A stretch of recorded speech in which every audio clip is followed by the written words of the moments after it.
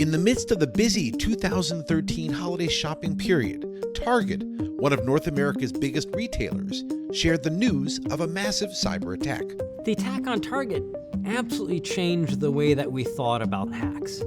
The Target attackers were your classic criminals. They were using their credit cards, and here you had this incident hitting right during the Christmas season.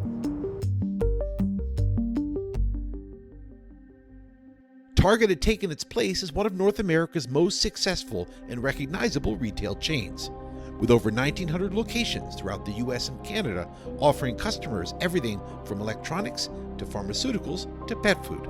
Especially if you're in the United States, you know Target, right? You've been in a Target, unlike many of the other places that have been attacked. And so we can imagine what gets hit. Following a series of cyber attacks on major US corporations, Target had taken steps to reduce its vulnerabilities. Most experts tend to believe that Target actually had a pretty strong corporate security program. Compared to some companies that got hit, for example, Equifax, where you said, boy, they just did everything wrong. I look at Target and they had actually secured their front doors relatively well. Yet despite the care Target had taken in securing its own internal network, there was a gap in the company's cyber defenses. They didn't get hacked through the front door, but through one of their vendors. The hackers didn't use terribly complex tools to infiltrate Target's network, in part because they didn't need them. While Target's digital castle was secure, infiltrating the company's air conditioning contractor granted hackers access to an invoice portal connected to the internal Target network. The attack's methodology gave rise to a new understanding of corporate cyber risk. It brought so much focus to, okay, who do we allow to interconnect? Who's allowed to bring their devices? Are employees allowed to bring their own devices and connect to our network? We've got to start focusing on zero trust, that any device that connects has to prove that it belongs to be there, rather than just assuming it is as long as it's on the inside network. Once they'd entered the AC vendor, they had access to the complete Target system.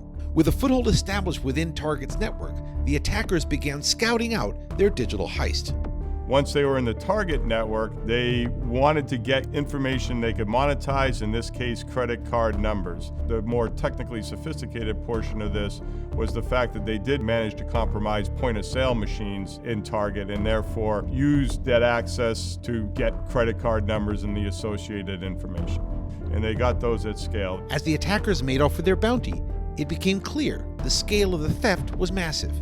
70 million Target customers faced the loss of their personal information, 40 million of whom had their credit card information stolen. Yet Target's compliance with industry standard security practices may have prevented even greater losses. And even though 70 million people lost their information, the number of credit cards that actually went out and the identifying information with those credit cards was approximately 40 million people.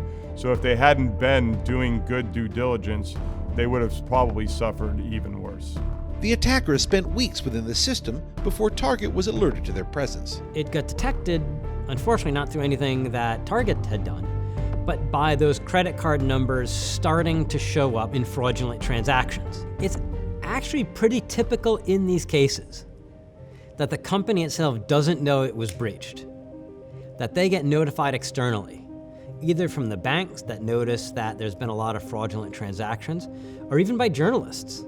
This then became publicized in a security blog by a person named Brian Krebs. So one of the challenges they had was about how much to disclose and when. Ultimately, Target decided to wait 4 long days before announcing that sensitive information belonging to their customers had been stolen. One of the big challenges, both for the investigatory team and then the corporate leadership, is what to disclose when. In the United States, every state now has a different data breach law. There is no national standard. You've got to call in lawyers, you've got to call in incident response specialists and forensic technicians to dive through and say, all right, it sure looks like there was an intrusion. Can we confirm there was an intrusion? And whom got affected by this?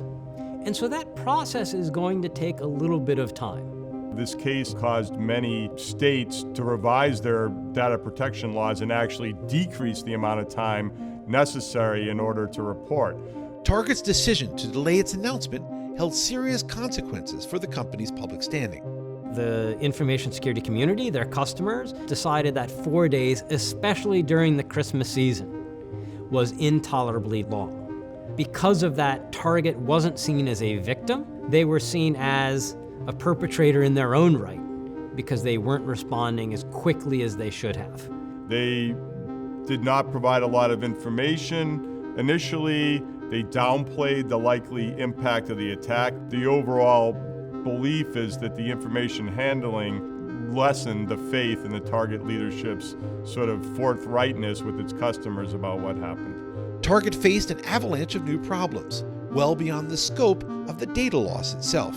This case became seminal in terms of large data breaches and the potential risks to corporations. Certainly there were direct costs. They had to investigate the attack. This was not a sort of attack that interrupted directly the networks, but the corporation itself suffered dramatically.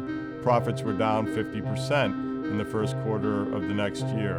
The stock price lost 11% during the next quarter. Target had over 90 lawsuits.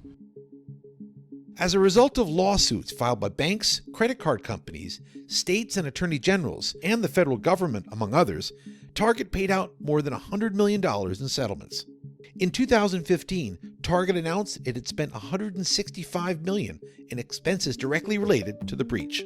And ultimately, an example was made of the company's senior leadership. What happened at Target was maybe the first hack that really resonated and had impact on the C-suite and the boards of directors. The Chief Information Security Officer and the Chief Information Security Officer were let go. The Chief Compliance Officer was let go, and then in the following year, the CEO stepped down from Target. As the global community watched, the fallout of the Target attack seemed to resonate in a way that few such cyber incidents had before. We'd had denial of service attacks on eBay and other major companies all the way back to 2000. That got President Clinton to call an information security summit at the White House. And we didn't see the scale of change that we did from Target. The attackers demonstrated that your vulnerabilities are not only in how you manage your own corporate network, but the people that are suppliers to you are a critical element of your cybersecurity. This case and the magnitude of the breach and the consequences for the Target corporate leadership made it a prominent element of the cybersecurity field going forward. Many of the other companies were able to just shrug it off and said, this is what happens, we'll get through it. Who knows, it's this hacking stuff. Not with Target. They had to pay at the top because they had made poor risk decisions.